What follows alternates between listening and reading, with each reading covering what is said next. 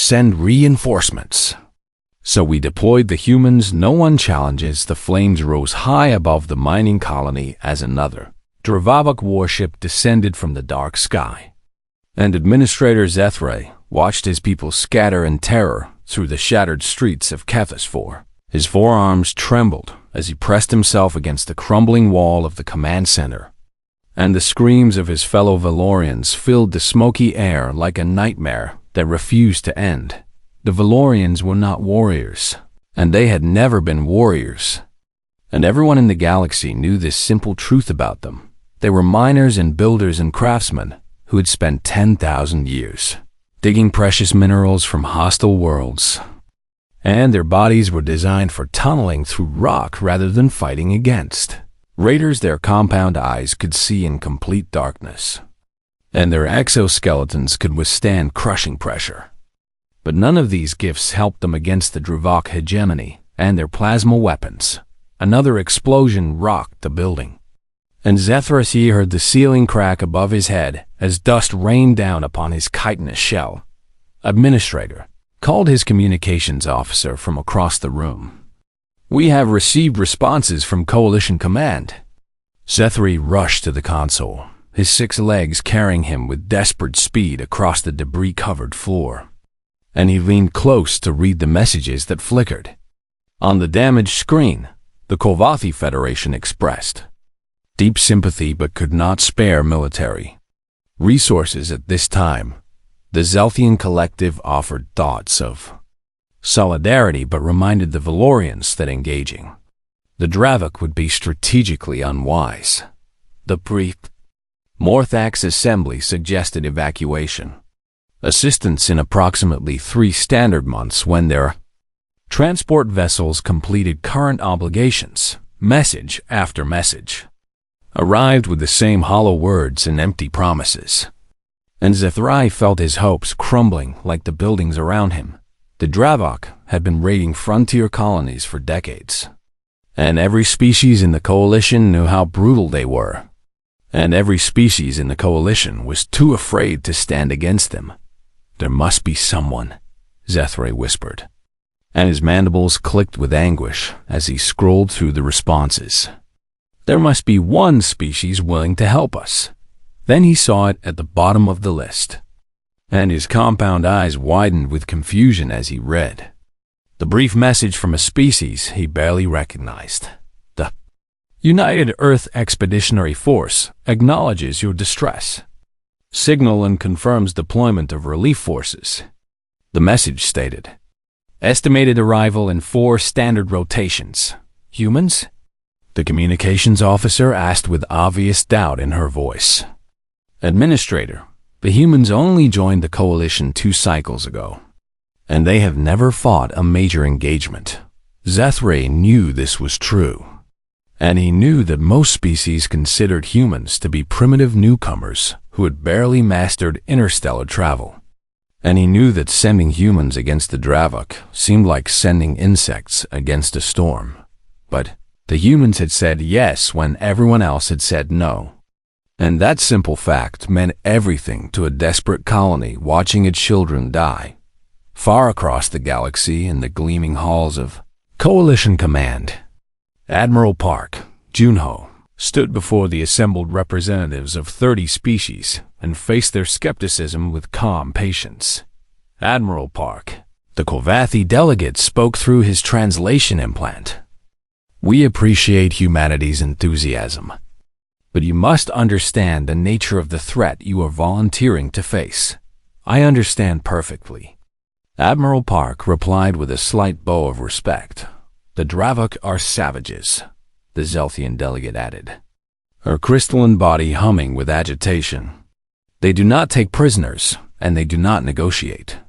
And they have destroyed colonies far better defended than Kethis-4.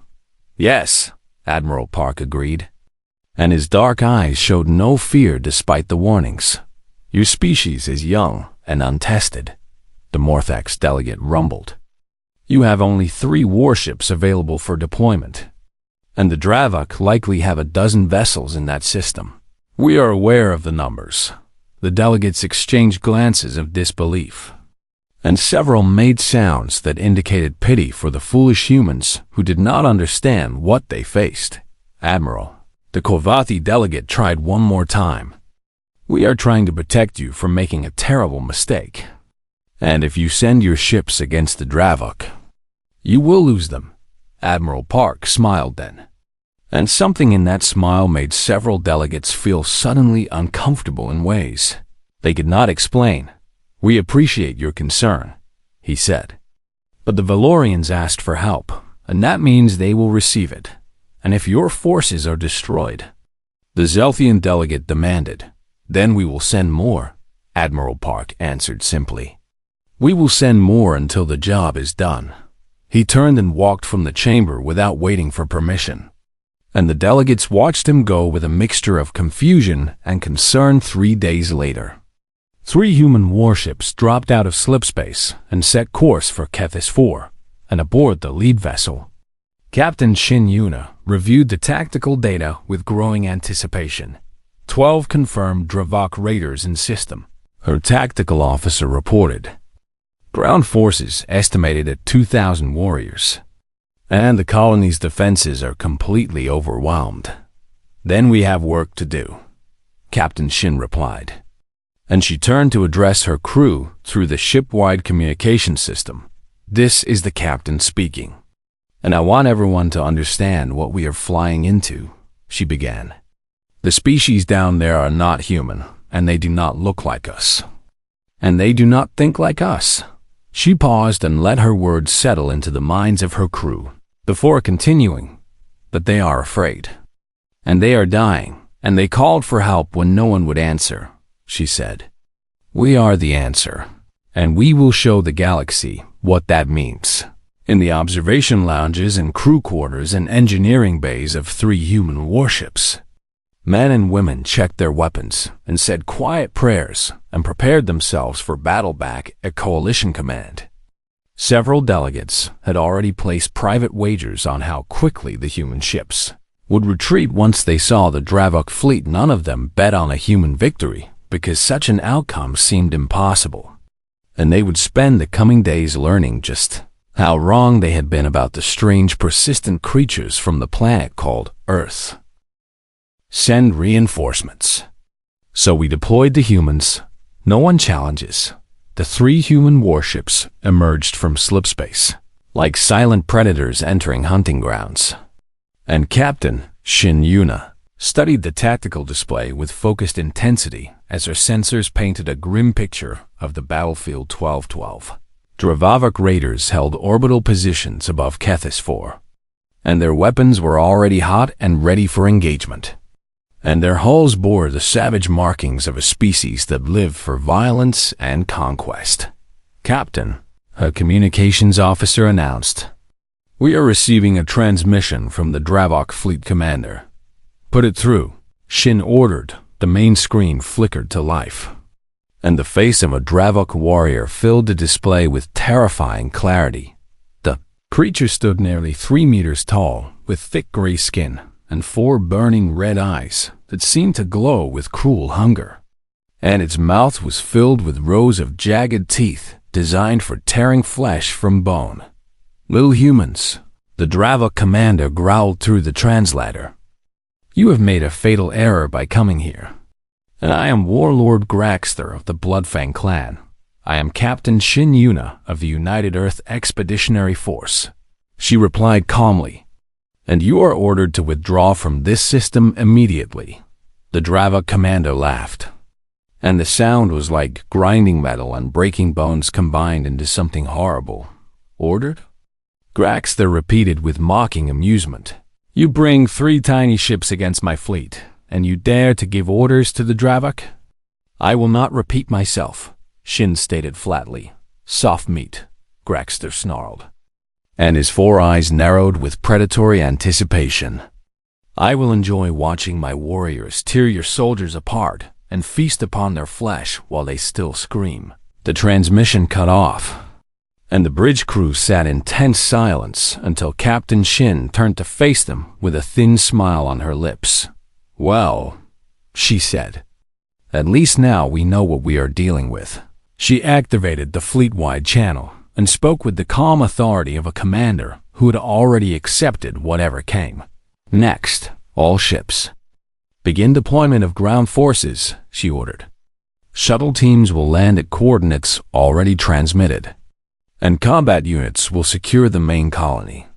Down in the troop bay of the lead warship, Sergeant Major Kang.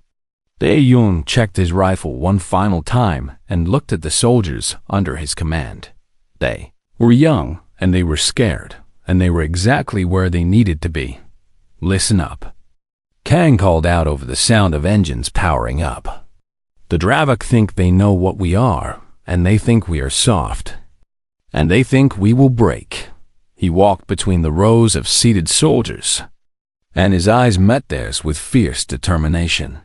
They have never faced humans before, he continued. They do not know that we come from a world that tried to kill us every single day for millions of years. The shuttle lurched as it dropped from the hangar bay and began its descent through the burning atmosphere of Kethis 4.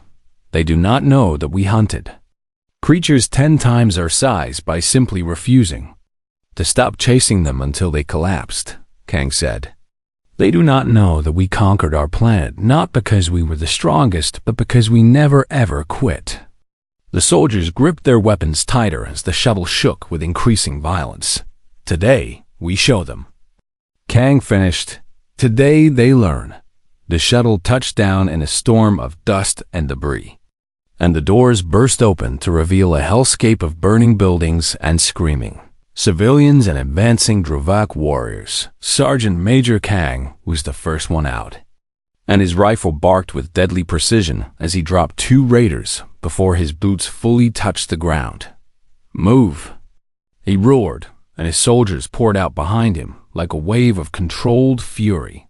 The Dravok had expected fear, and they had expected hesitation, and they had expected the humans to cower before their terrible appearance. What they received, instead, was coordinated violence. Delivered with mechanical efficiency, human soldiers advanced in perfect formation, and their weapons cut down raiders with every step. And when one soldier fell, another immediately filled the gap without pause. Corporal Yoon Seo-yeon spotted movement in a collapsed building to her left, and she broke from formation to investigate despite the chaos around her inside the rubble. She found 3 Valorian children huddled together with their compound eyes wide with terror. It is okay, she said softly. I am here to help you. A Dravok warrior burst through the wall behind her, and its clawed hand raked across her back before she could turn, and she felt hot blood running down her spine as pain exploded through her body. But Yoon did not fall, and she did not scream. And instead she spun and fired 3 shots into the warrior's chest before grabbing the nearest child and pushing toward the exit. Come with me, she commanded through gritted teeth.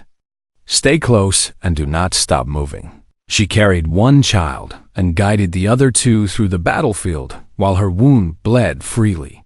And she did not stop until she reached the medical station, where her fellow soldiers took the children to safety only. Then did she allow herself to collapse across the colony. The battle raged with increasing intensity as humans and Dravok clashed in streets and buildings and open plazas. The Dravok were larger and stronger and more brutal, but the humans moved like parts of a single machine that never stopped functioning, no matter how many pieces were damaged. 1 human fell and another took their place. And when that one fell, another appeared. And the Dravok began to realize that killing 1 human meant nothing because 10 more would simply keep coming in orbit. Captain Shin engaged the Dravok fleet with the same relentless determination her ground forces. Displayed below her 3 ships danced between the larger raider vessels, and they struck and withdrew and struck again in patterns. The Dravok computers could not predict coalition observation drones recorded everything, and the data they transmitted back to command was met with stunned disbelief on the ground. Warlord Grax received a communication from his ship's captain that made his 4 eyes widen with something he had not felt in decades. Warlord, the captain reported with audible confusion in his voice. "The human ground commander has broken through our eastern line, then send reinforcements and crush them." Graxter snarled. "We have sent reinforcements 3 times, the captain replied. "The humans keep advancing, and Warlord. They smile when they fight." Graxter felt a cold sensation creep through his massive body as he watched the battle unfold around him. And for the first time in his long career of conquest, he wondered if he had made a terrible mistake by underestimating these small, soft creatures from a distant blue world. Send reinforcements.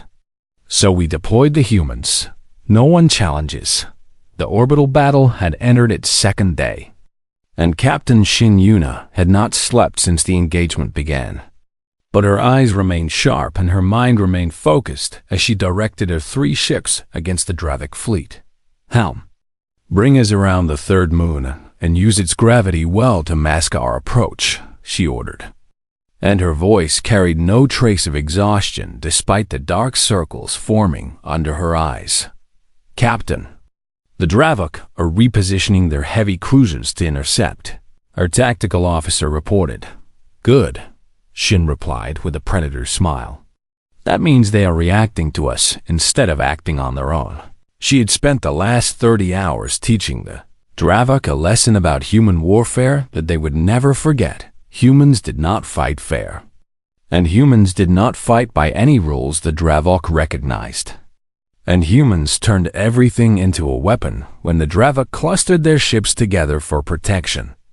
Shin used mining charges to fragment asteroids and send deadly shrapnel tearing through their formations when the Dravik spread out to avoid the debris.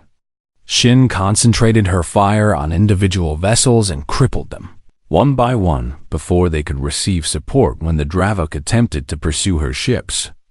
She led them through the rings of a nearby gas giant, where her pilots navigated the ice and rock with terrifying skill while Dravik vessels crashed and burned. "They are learning to fear us," her executive officer observed quietly. "Fear is useful," Shin agreed. "But respect will serve us better in the long term on the surface of Kethis 4. Sergeant Major Kang Dae-young gathered his squad leaders for a briefing as darkness fell across the colony. Intelligence reports indicate the Dravik have established their main command post in the processing facility on the western ridge. He explained while pointing at a holographic map. "They believe they are safe there because Dravik eyes cannot see well in darkness. And human eyes?" One of the squad leaders asked with obvious anticipation. "Human eyes adapted to hunt in twilight on the African savanna," Kang replied. "We see better in low light than most species in the galaxy. And tonight we use that advantage."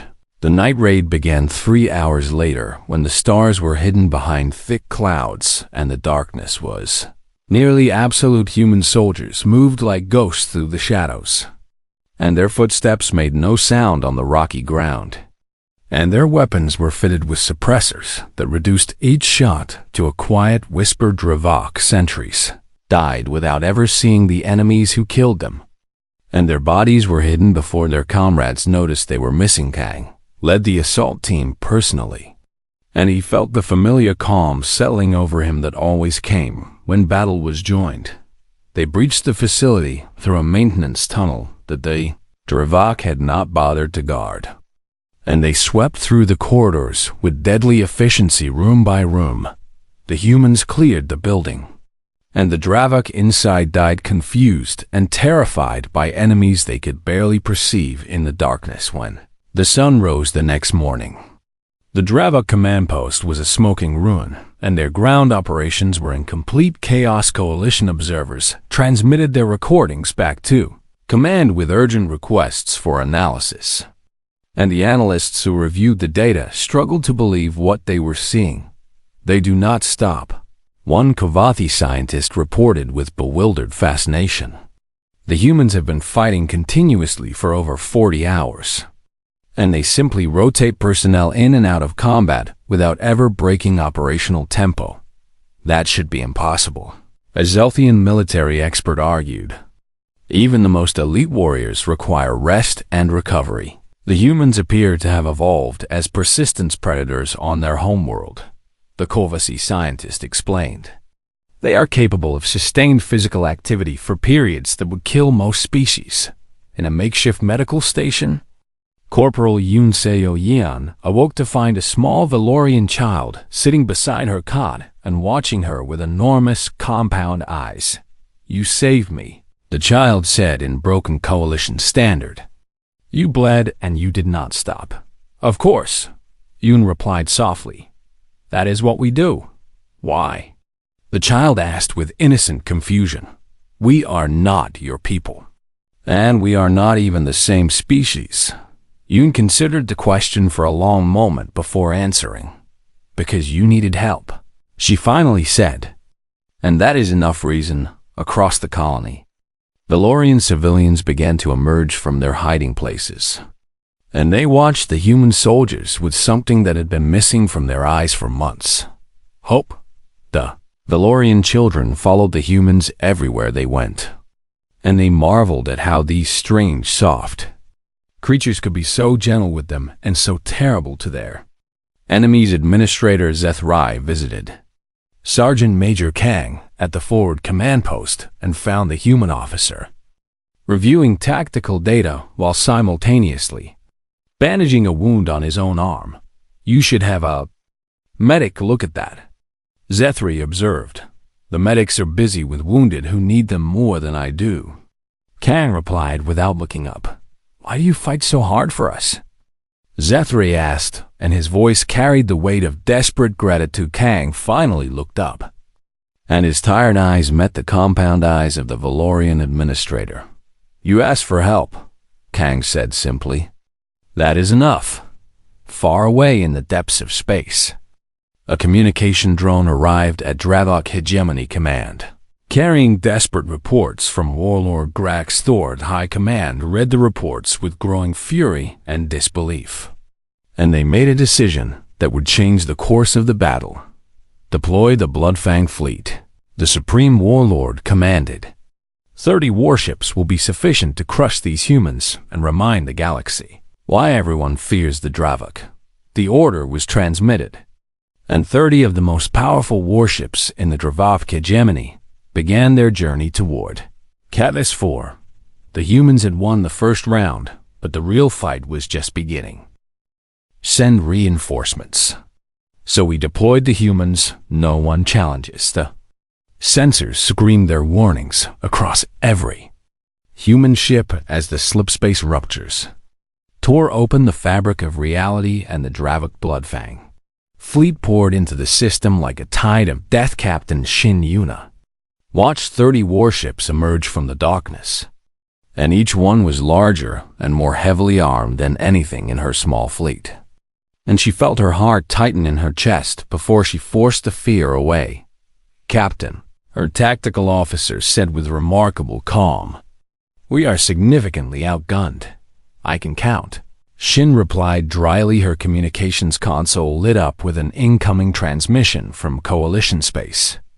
And Admiral Park Junho's face appeared on screen with concern evident in his eyes. "Captain Shin, Coalition observers have confirmed the arrival of the Bloodfang Fleet," the Admiral reported. "I am authorized to offer immediate evacuation for your forces." Shin looked at the tactical display showing 30 hostile warships, and then at the planet below where Valorian civilians huddled in shelters while her soldiers protected them. Respectfully declined. "Admiral," she answered. "Captain, you cannot win this fight with 3 ships." Park pressed. "Probably not," Shin agreed. "But if we leave now, the Dravok will massacre every Valorian on that planet just to make a point." She paused and met the Admiral's eyes through the screen. "We stay," she said with quiet finality. Admiral Park studied her face for a long moment before nodding slowly. Then, "Hold the line as long as you can," he ordered. "And know that Earth is proud of you." The transmission ended, and Captain Shin turned to her crew with fire burning in her dark eyes. "You heard the Admiral," she announced. "We hold the line, and we make them pay for every meter on the ground." Sergeant Major Kang received the news of the enemy reinforcements while directing the fortification of the main colony 30 warships, his communications officer reported grimly. Kang absorbed the information without visible reaction and then turned to address his soldiers who had gathered around him with expressions ranging from fear to determination. "The situation has changed," he admitted. "We are now facing odds that military doctrine would call impossible." He looked at each of their faces in turn, and he saw young men and women who had followed him into hell without hesitation. "I will not lie to you and tell you that we will all survive this," he continued. "But I will tell you that what we do here matters." He pointed toward the shelters where Valorian families waited in terror. "Those people are counting on us," he said. "They have no one else, and we are all that stands between them and extinction." A young soldier stepped forward, and Kang recognized Private First Class Moon Ji-hoon, barely 20 years old, with the eager eyes of someone who had not yet learned to fear death. "Sergeant Major," Ji-hoon said, "I volunteer for the assault on the Dravok flagship." Kang frowned because he had not yet mentioned any assault on the flagship.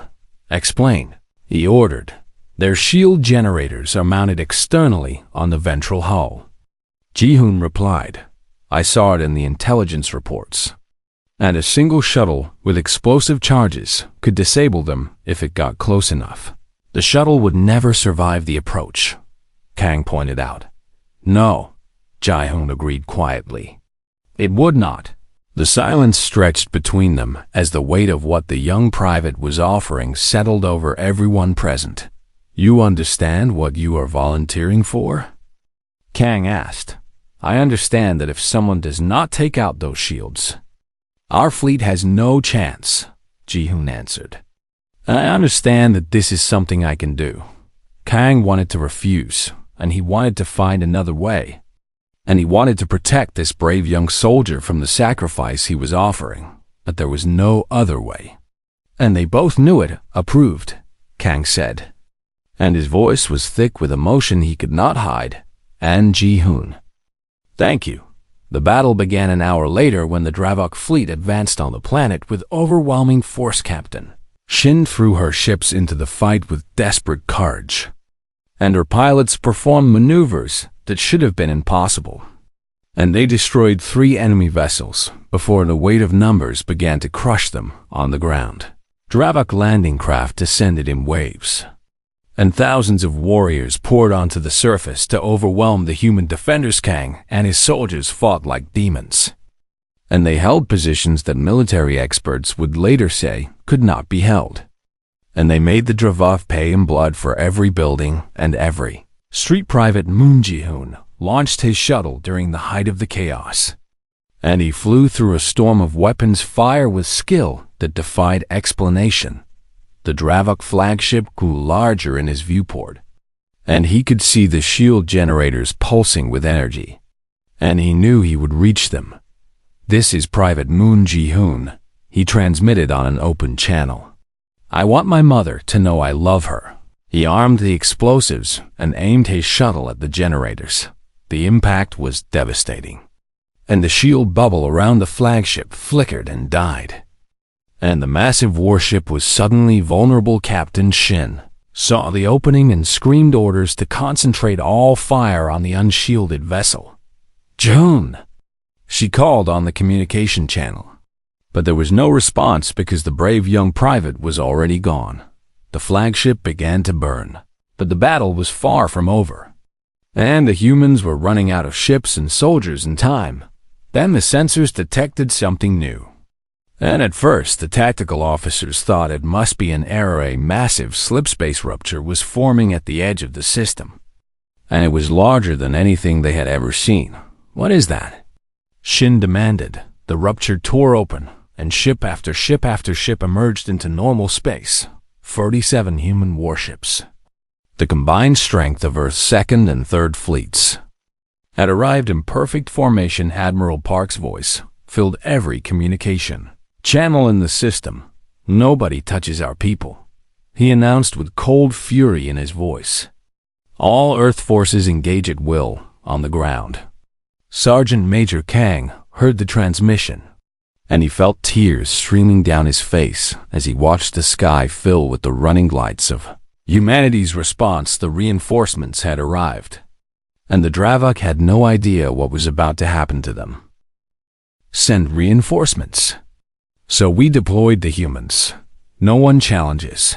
The Dravok Bloodfang fleet had never known fear, and their warriors had conquered 100 worlds, and their reputation for savage brutality had made entire species surrender without fighting. But now they faced something they had never encountered before. 47 human warships advanced in perfect coordination, and their weapons fired in synchronized waves that tore through Dravok shields like paper.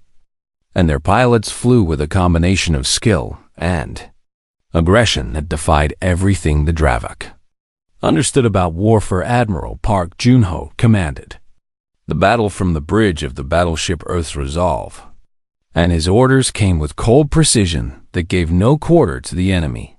"Focus fire on their heavy cruisers first," he directed. "Cripple their ability to project force before they can reorganize." The human fleet obeyed instantly, and 3 Dravok heavy cruisers exploded within the first 5 minutes of engagement. Captain Shin Yuna's battered ships joined the assault with renewed energy, and her exhausted crews fought alongside their reinforcements with tears of relief and joy streaming down their faces. "All vessels. This is Captain Shin," she transmitted. "Target the damaged flagship, and let us finish what Private Moon Ji-hoon started." Dozens of weapons converged on the wounded Dravok command ship, and the massive vessel broke apart in a cascade of explosions that lit up the darkness of space on the bridge of the last surviving Dravok battleship. The fleet commander stared at the tactical display with 4 eyes wide with disbelief. His belief. Mighty Bloodfang fleet was being destroyed, and his proud warriors were dying by the thousands, and there was nothing he could do to stop the slaughter. How? He whispered to no one in particular. "They are supposed to be weak."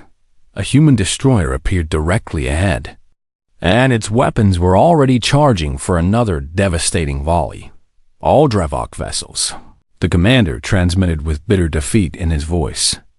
"This is Fleet Command, and I am ordering immediate withdrawal."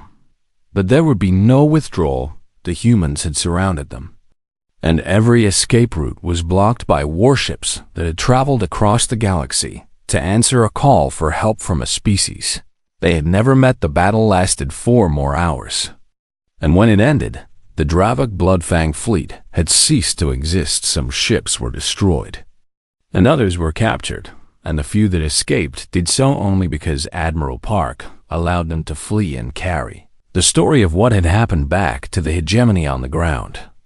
Sergeant Major Kang led the final assault against the remaining Dravok forces who had lost all contact with their fleet and their command structure. The warriors who had terrorized the Valorians for months now found themselves surrounded by human soldiers who offered them a simple choice: surrender or die. Most chose surrender because the Dravok had finally learned something that the rest of the galaxy was just beginning to understand. Humans did not fight like other species, and humans did not stop when they should have stopped, and humans protected those who asked for their protection with a ferocity that nothing could match.